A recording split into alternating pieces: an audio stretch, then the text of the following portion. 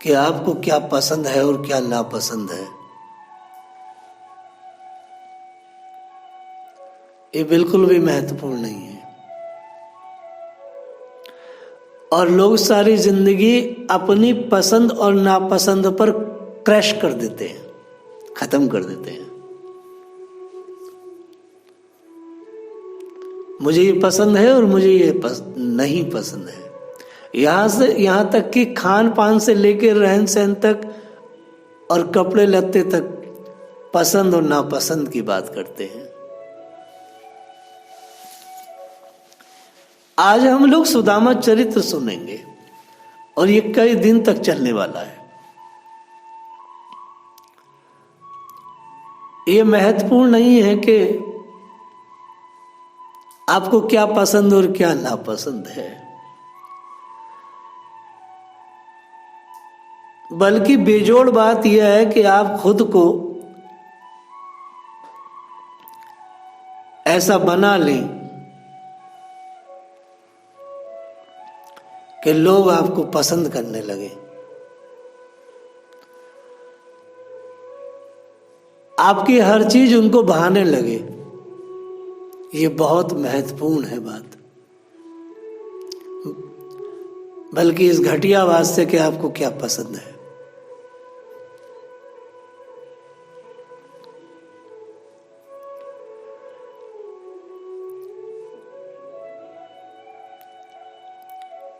संसार आपके साथ रहने के लिए ललायत होने लगे, आपका संग करने के लिए ललकने लगे। हमें ये विचार करना चाहिए कि धरती हमारे संग से, हमारे चलने से, हमारे छूने से प्रसन्न है। क्योंकि शास्त्र कहता है जब पापी धरती पर चलता है तो धरती थर्राती है, कपकपाती है। रावण, हिरण्यकश्यप इत्यादि जब चलती तो धरती कांपती थी कि पता नहीं अतताई पापी क्या करेगा।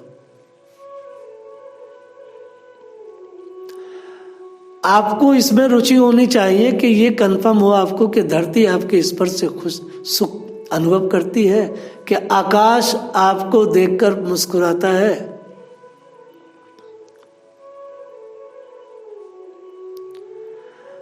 आप जब पेड़ पौधों के पास खड़े होते हैं, लताओं पताओं के पास खड़े होते हैं तो आपको देख करके सुख पाते हैं। जब आप उन्हें छूते हैं, अपना स्पर्श देते हैं, तो क्या वो रीझते हैं?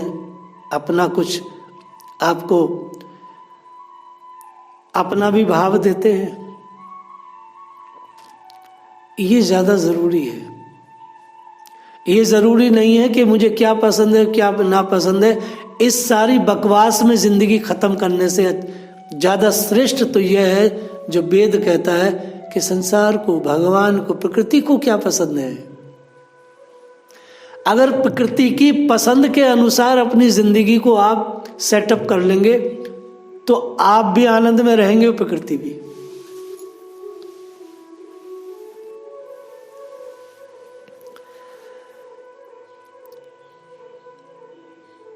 किसी को छूने से आपको बड़ा रस मिल रहा है, लेकिन लोग कुत्ते पालते तो उन्हें छूते तो कहते बड़ा अच्छा लग रहा है। लेकिन आप ये जरा विचार करें कि आप किसी को छूते हैं तो वह भी आनंदित हो रहा है कि नहीं, वह भी प्रफुल्लित हो रहा है कि नहीं। शायद अंदर से जवाब आएगा कभी हाँ है तो कभी ना। जब आप अंदर से पवित्र होते हैं, अंदर से बहुत ज्यादा पवित्र होते हैं, डोंगरे जी महाराज कहते थे भाव शुद्धि सबसे बड़ा तप है। जब आप अंदर से बहुत ज्यादा पवित्र शुद्ध होते हैं तो आपके पूरे शरीर में ऊर्जाएं भरी होती हैं। पवित्रता के कारण ऊर्जाएं भरी रहती हैं रग रग में, अंग अंग में, कण कण में, और उन ऊर्जाओं का रिफ्लेक्स ही दूसरे लोगों को आनंदित करता है। क्योंकि वो जो ऊर्जाएं हैं वह आनंद में है। ऊर्जाएं तो आनंद कोश से ही निकलती हैं। तो आपको देख करके हर आदमी ये सोचेगा यार इनका संग करें, इनके साथ बैठे, इनसे बातें करें, इन्हें छुएं, इनसे कोई संपर्क बना लें। उन ऊर्जाओं के कारण ऐसा है।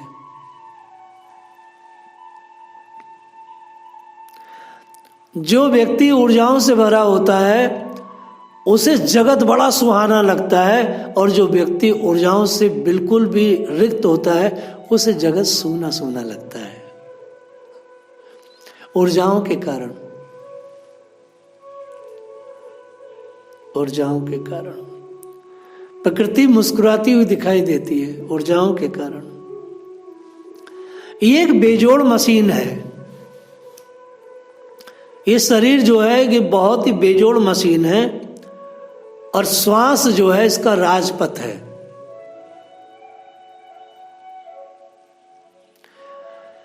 नाभि से लेके और ऊपर तक, गले तक बड़ा पवित्र शरीर माना गया है। तो ये जो राजपथ है श्वास का, वो नाभि से ऊपर है,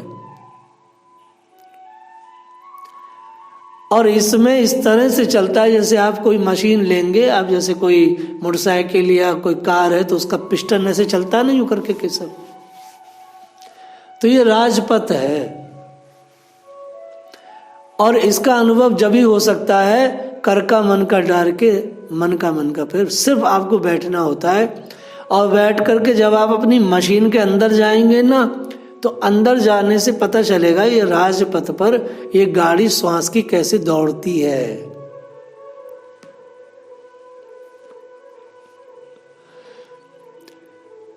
पिस्टन अंदर घूमता है ना। सिर्फ आप बैठ जाइए, आंख बंद कर लीजिए, तो नाभि से ऊपर जब ये राजपथ पर आपका श्वास ऐसे आता और जाता है, आपको दिखाई देगा। तो राजपथ अगर साफ है, क्लियर है, तो बड़ा आनंद आता है।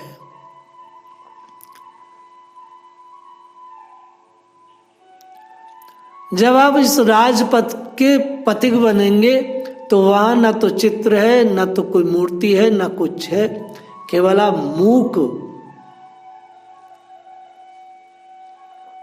अब से मूक रहे, चुप रहे। क्योंकि चिंतन जितना भी है मनुष्य का, वो नाभि से नीचे रहता है, और नाभि से नीचे ही सारे रोग हैं। सारे संसार का यही ही स्थिति है, नाभि से नीचे का ही चिंतन है।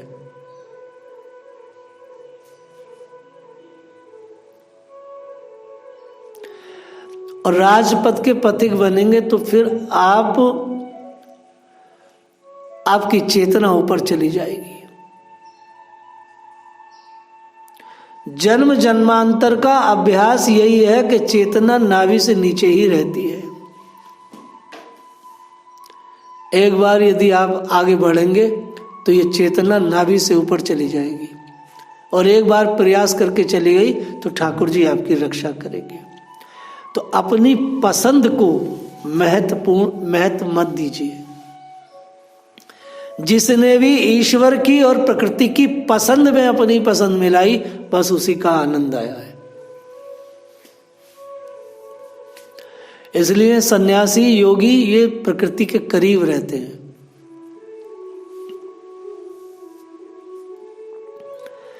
भगवान श्री कृष्ण के सखा श्री सुदामा जी ऐसे निष्काम भक्त थे। वो राजपथ के पथिक थे।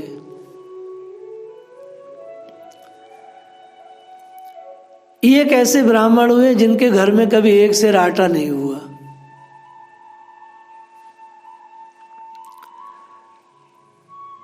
इन्होंने कभी कुछ एकत्र नहीं किया, क्योंकि जो राजपथ का पथिक हो जाता है वो उधर ध्यान ही नहीं करता है। ब्राह्मण वृत्ति से कष्ट पूर्वक अपनी जीविका चलाते थे। एक दिन उनकी पत्नी उनके करीब आई। क्या पर्सनालिटी रही होगी श्री सुदामा जी की। एक दिन उनकी प्रिय पत्नी सुशीला उनके पास आई और समीप आकर के उन्होंने भगवान श्री द्वारकानाथ का स्मरण कराया। पहला शब्द उन्होंने बोला, आपको याद है श्री कृष्ण, केवल श्री कृष्ण कहा, अभी आगे की कोई चर्चा नहीं थी, श्री कृष्ण कहा तो सुदामा जी की आंख भर आई। तुरंत अपनी पत्नी का हाथ दबा के बोले, आज तो आपने कमाल कर दिया, आपने मुझे श्री कृष्ण का स्मरण करा दिया। यद्यपि वह तो इस श्री कृष्ण स्मरण में ही है, लेकिन वैष्णव दूसरों को मान देते हैं। अरे भाग्यवान, तूने बड़ा अच्छा काम किया, आज तो कृष्ण का स्मरण करा दिया।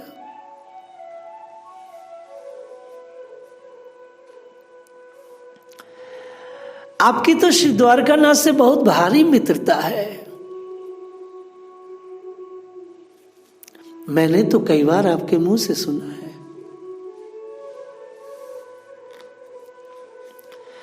अभी कोई प्रत्यक्ष तो कहा नहीं था, लेकिन सुदामा जी पत्नी का आज से समझकर सोच विचार में डूब गए।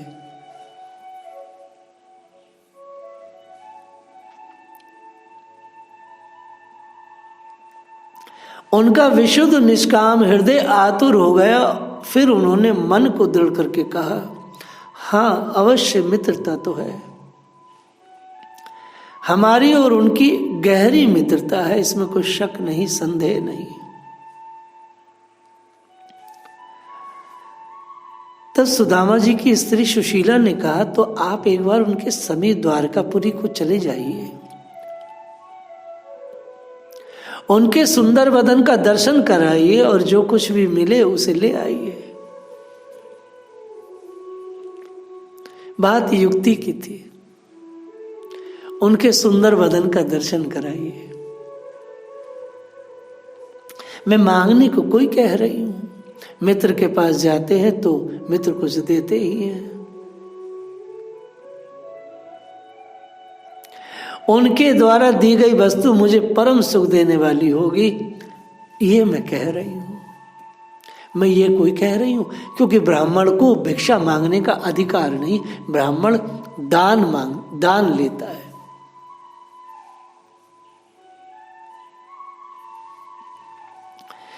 सुदामा जी ने कहा, तुमने बात तो अच्छी कही, परंतु इसमें सातों लोकों में मेरी बड़ी बदनामी होगी।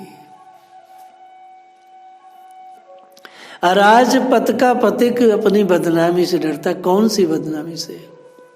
कोई कलंक से नहीं, भगवान के और मेरे संबंध में कोई गड़बड़ ना हो जाए। अगर एक बार ठाकुर जी की नजर में गिर गया तो, इसलिए भगवान पाप ताप को ज्यादा महत्व नहीं देते।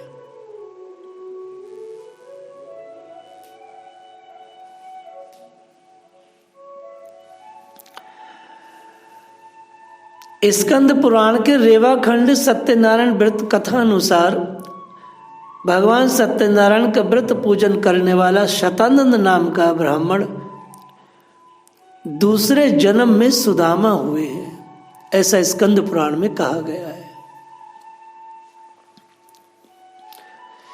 शतानंदो महाप्रज्ञा सुदामा ब्राह्मणो हयाभूता तस्मिन् जन्मनि श्री कृष्ण ध्यात्वा मोक्षम वापहा। सुदामा जी ने पोरबंदर के निकटवर्ती ग्राम में, जिसे वर्तमान में सुदामापुरी भी कहते हैं, ब्राह्मण कुल में जन्म लिया था। आपका परिचय श्रीमद् भागवत में सुखदेव जी ने बड़ी सुंदर रीति से बोला है। श्रीमद् भागवत का जो श्लोक है वो बहुत बहुत ही आनंददायक है। कृष्ण स्यासीत सखा कशिद ब्राह्मणो ब्रह्म विद्मः विरक्तम इंद्रियार्थेषु प्रशांत आत्मा जितेंद्रिया। आचार्य सुखदेव जी कहते हैं प्रशांत आत्मा जितेंद्रिया। सुदामा जी प्रशांत आत्मा है, जितेंद्रिय है, विरक्त है। कितनी सारी चीजें कही है भाव। ब्रह्म वितत्मः, हमेशा ब्रह्म के चिंतन में रहते, डूबे रहे। राजपथ का पथिक अपने स्वरूप में रहता है, न चित्त न पट न कुछ, अपने स्वरूप में।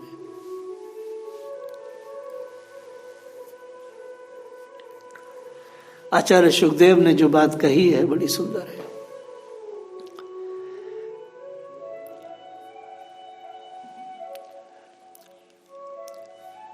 आचार्य सुखदेव ने कहा ये ब्राह्मण श्री कृष्ण के परम मित्र हैं, बड़े ब्रह्म ज्ञानी हैं, ब्रह्म वितत महा, बहुत बड़े ब्रह्म ज्ञानी। आप समझ रहे हैं, सुदामा जी के लिए कहा गया है श्रीमद् भागवत, बड़े ब्रह्म ज्ञानी हैं और विषयों में विरक्त है। जो ब्रह्म ज्ञानी है वही विषयों में विरक्त रह सकता है। परम पूज्य रमेश बाबा जी महाराज कहा करते हैं, लगातार कहते हैं, वीरे भगवान है। परम पूज्य प्रातस्मरणीय रमेश बाबा स्वामी राम सुखदास कहते थे, वीरे भगवान है, भगवान है, वीरे भगवान है, कण कण में कृष्ण है। उसका रक्षण करना ही जीव मात्र का धर्म है। केवल इंद्रिय सुख के लिए मैं तो नहीं, संतान प्राप्ति के लिए मैं तो। जब तक कोई व्यक्ति ब्रह्मज्ञानी है तो ब्रह्मज्ञानी काय से है? अगर वो अपने वीर्य का शरण कर रहा है तो काय का ब्रह्म तत्व है, उसे तो बचाना पड़ेगा, तभी तेज आता है। बड़े ब्रह्मज्ञानी है, विषयों में विरक्त हैं, शांत चित्त हैं और जितेंद्रिय हैं। भला पत्नी के साथ रह के कौन जितेंद्रिय रहेगा, लेकिन सुदामा जी जितेंद्रिय हैं।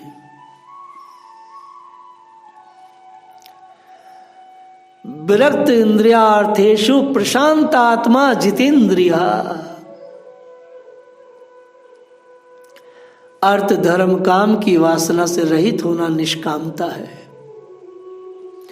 मोक्ष को भी इच्छा ना होना बड़ी निष्कामता है, और भगवान के भक्त मोक्ष की भी कामना नहीं करते, जबकि मोक्ष को परम पुरुषार्थ कहा गया है। रामायण में कहा गया है, अर्थ न धर्म न काम रुचि, गति न चहो निर्वाण, जन्म जन्म रति राम पद, यह वरदान न आन।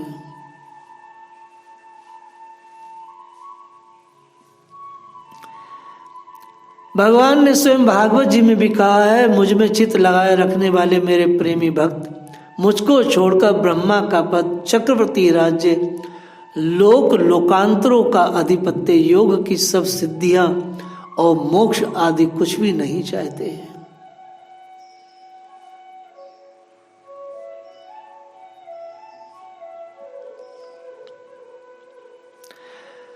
वास्तव में भगवान श्री कृष्ण की पूजा करते हुए शरीर पुलकित तो होता ही है, इसमें तो कोई, आप लोग औपचारिकता से शालिग्राम शिलाओं के सेवन करें, पुलकित नहीं होता है, क्योंकि बस आपका रूटीन वर्क है। भक्ति से मन प्रफुल्लित हो और आंसू आंखों में आंसू हो, मुख में गदगद वाणी, और बड़े भाव रीति से शालिग्राम का सेवन। आप यकीन मानो, मैं बाजपुर में एक वैश्य के घर में, बहुत बड़े सेठ थे, ठहरा, उनके यहाँ 1100 शालिग्राम थे, और बड़ा एक 12 दरी सी थी, बाबा उसमें सेवा करते, उनके पास ही मैं ठहरा था। बांके और मुकुंद उस समय मेरी सेवा करते थे, मुकुंद दास जो मेरा ड्राइवर। तो महाराज जी आके, आप फिर मैं इन पर कुछ चढ़ा दूंगा, आप इन्हें पहले देख लो, इन्हें अपना दर्शन दे दो। और मैं उनको देख रहा था, वो भगवान को निला रहे थे, ना तो कुछ गा रहे थे, बस रो रहे थे, बड़े कपकपा रहे थे, आहा भगवान, आहा भगवान, बड़े ठाकुर जी, बस ऐसे बोल रहे थे, बस बड़बड़ाए जा रहे थे। और क्योंकि बहुत बड़े धनवान थे तो शहद ये वो पंचामृत से स्नान करा रहे थे। पूछा, बहू ने बताया कि रोज इसी तरह स्नान कराते पिताजी, और ये गाड़ी भर के, ये मतलब कि बाल्टी भर के पंचामृत आड़त पे चला जाता है। वाह रे भैया, क्या भाव है, कहते वैश्यों के, जो भगवान के वैश्य वैष्णव हैं उनके यहाँ लक्ष्मी वास करती है। बोले पूरे दोपहर तक आड़त पे ही चरणामृत बढ़ता रहता है पिताजी का। बाजपुर की बात है, काशीपुर के पास, आपके उत्तराखंड में पहुंच गया है वो जिला। मुझे याद आ गया आज भी, वो सारे सालिग्राम मेरे सामने आ गए।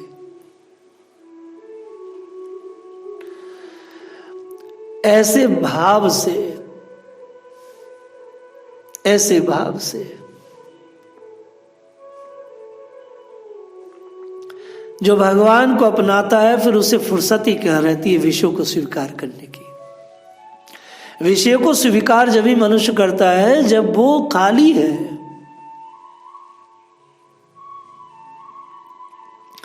बचन करम मन मोरी गति, भजन करही निष्काम, तिनके हृदय कमल महु करहु सदा विश्राम।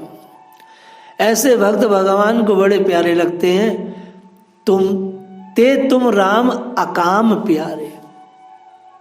भगवान को अकामी लोग बड़े प्रिय हैं। कहते ये तो अपना सुख ही नहीं ले रहा है, तो मेरे तो इसके साथ रहना होगा। तो प्रकृति के को जो प्रिय है, जो उस अखिल नायक को प्रिय है, उसके साथ रहना है। आप अपनी पसंद से नहीं रह सकते। कोई व्यक्ति अपनी पसंद से रह रहा है वो तो पशु ही है। प्रकृति क्या पसंद करती है, वो पुरुष क्या पसंद करता है, उसकी पसंद में अपनी पसंद मिला के जो जीता है, बस वही सच्चा जीना है, बाकी तो पशुता है। जय श्री राधे।